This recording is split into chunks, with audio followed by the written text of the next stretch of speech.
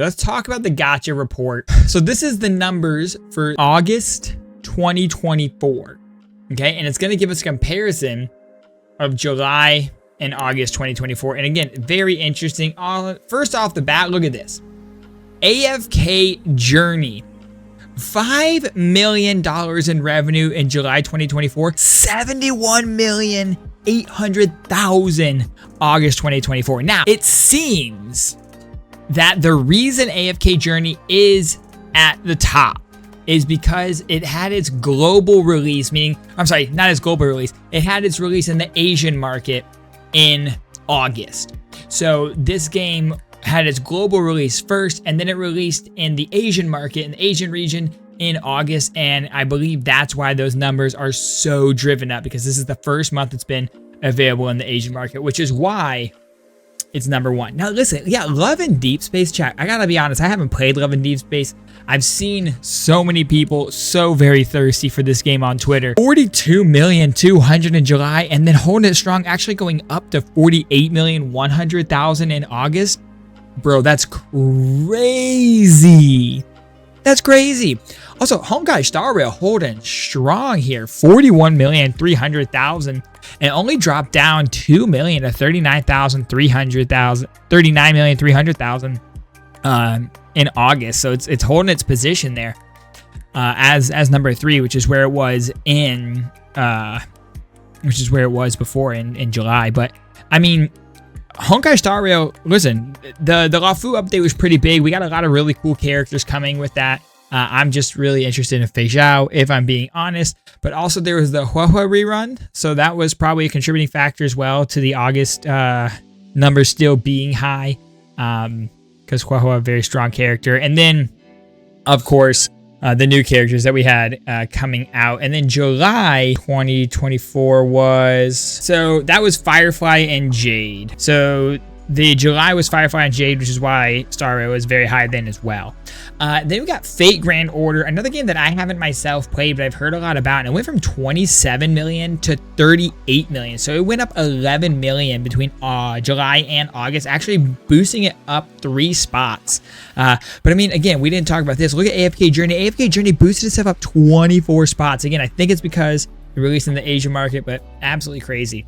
And then we have Genshin over here that was 4th. Genshin was 4th, and it actually dropped down 1 spot, but it went up, which is interesting. So it went from 37,300,000 to 38,300,000. And, you know, it's because it was the 4.8 banner, and, you know, the 4.8s or the 0.8 banners are historically bad banners. They're low spending banners anyway in Genshin. So it's really no surprise there that Genshin is chilling right there. I'm really excited to see September numbers as we get a little bit more of a glance at Natlan, because Natlan was just the very tail end of August. So as we get Natlan, and then as well as we get into like Shilonen and the Pyro Archon, those numbers I think in the early versions of Natlan are going to be like way higher. But yeah, Emily still, you know, Emily still brought a little bit in. Emily, you listen, it didn't tank because of Emily, so she held it down. But again, it did perform maybe less well than you might think with Natlan, but I think that's because Natlan came out at the very end of August instead of coming out like earlier in August. I think if Natlan had come out earlier in August, we'd see a lot more of an impact in these numbers. But I think that a lot of people had time to save throughout the ending of Fontaine, especially in the 4.8 banner. People had time to save and then not have to spend maybe quite as much right when Natlan hit, unless you're like a whale that's going to C6 or 5 or something like that. But I think as those Fontaine savings begin to dwindle a little bit more, and we see more and more characters in Natlan coming out, we're going to see the spending in Genshin going up. Yeah, Pyro Archon month is going to be a fun month to look at. We'll definitely take a look at this. I want to start doing this every month because I think it's interesting to kind of look at these.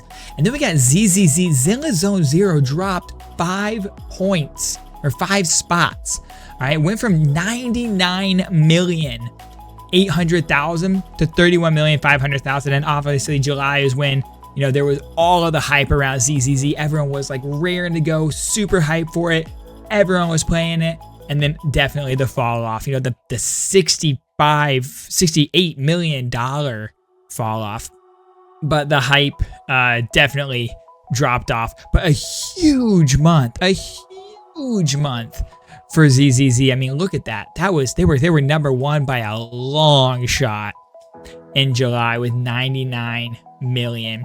And yeah, first banner is gonna bring so much when it's a new game because no one has any of the currency. So if you want to get that character, you're gonna have to whale for that character. And I think that's the same reason that we're seeing AFK Journey up so high is, again, it released in the Asia market. So everyone that wants to get anyone in that game is going to have to spend money because they don't have any sort of currency banked from previous versions. So ZZZ came out super strong, really impressive start, and then dropped down to 31 million, which is still, I mean, let's not get it twisted. 31,500,000 is still a very nice chunk of dough. And I'm excited to see where ZZZ kind of settles in the rankings after the release hype is gone. And then, you know, we kind of have a little bit better picture of it. And then we got Dragon Ball Z Dokkan Battle, which again dropped by 10 million. I don't really follow that. I love DBZ, but I don't follow that gacha. Monster Strike, Naruto Mobile. We got Arknights down here, but actually Arknights went up 7. Nikke, is it Nike? Nikke. We got Nike. I think it's Nike. Here with 17 million, 16 million. Yeah, you know, holding it. And then we got wuwa way down here. Now, Wuthering Waves is so very low on this. And I think, because this 29,500,000, listen, 29,500,000 was, hold on. When did 1.2 drop? Yeah, 1.2 released on August 15th. Now, here's what I think happened with Wuthering Waves. The 29.5 is from Jinshi banner, for sure. Jinshi, I think, pulled in so much for Wuthering Waves. Huge amount, huge profit from that for between people who are playing Wuthering Waves. The 13,500,000 drop, because that was during Chang-Li's banner, and then the very start of Shishi. The very start of Shishi's banner. I'm still saying her name wrong, I think, but that's okay. And I think that I know there was a lot of issue and controversy, especially in the Asian market, of people saying that Chang-Li was a trash character and you shouldn't pull her. She was not a good damage, not a good DPS. She just wasn't good for your team at all. So I think people were really disappointed.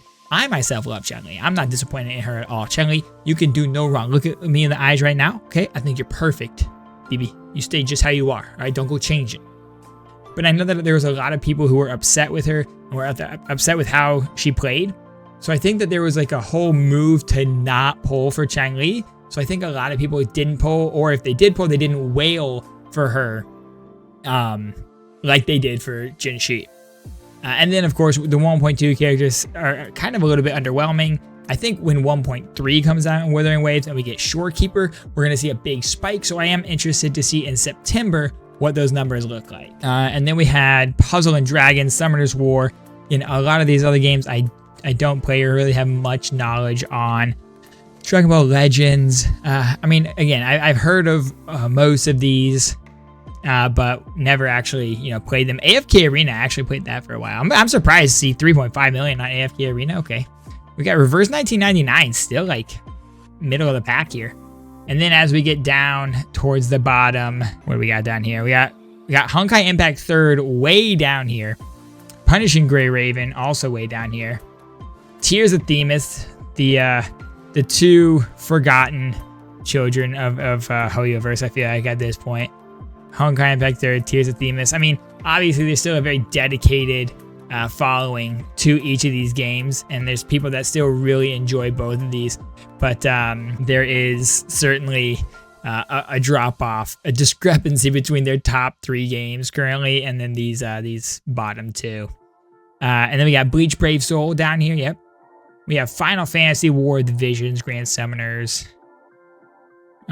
Dislike. Yo, do you guys remember when Dislike came out? How like every creator and their mother was like promoting it and playing it and like talking about it. And now look how far it has fallen. Yo, Tower of Fantasy. Chat, the original Genshin killer right here. The original Genshin killer right here. Tower of Fantasy. Sub 1 million. Echocalypse? Is that Echocalypse? Echocalypse? Listen, I think it's probably supposed to be Echocalypse. But it makes me want to call it Echocalypse. Echocalypse, but I think it's not Echocalypse. It's probably Echocalypse. Anyway, that went from 400 to 880, bumped up 11 spots, actually. And then we have, Aether Gazer. Listen, chat, Aether mentioned? Final Fantasy, and we just go down here to some of the more obscure ones, the ones that I really haven't heard. I don't think I've heard of many of these bottom ones here. I'm not gonna lie. Cat Fantasy, very interesting. Oh, Cat Fantasy is a new game, chat. Listen, if you're looking for a new game, check out Cat Fantasy. What? So anyway, chat, that is our Gacha report for August 2024. Listen, some surprising things there, especially with AFK Journey. But again, I'm interested to see what it looks like next month and even the month after that as these numbers, especially from like the ZZZ release and from Natlin. I feel like ZZZ release maybe is gonna like level out, maybe go up a little bit more with Jane Doe though. Maybe Jane Doe is gonna give it a little bump in September, you know. I mean, I know I'm gonna give her that bump, you know what I mean? And then Genshin coming out with Natlin. I think we're gonna see more of an impact of Natlin in September. And then with Wuthering Waves, I think we're gonna see an impact of Shorekeeper in September. And then with honkaistarrail, I think we're going to see an impact of Fei Zhao in September. So I think September is going to be really interesting to see where these gacha games rank with some really exciting characters coming out.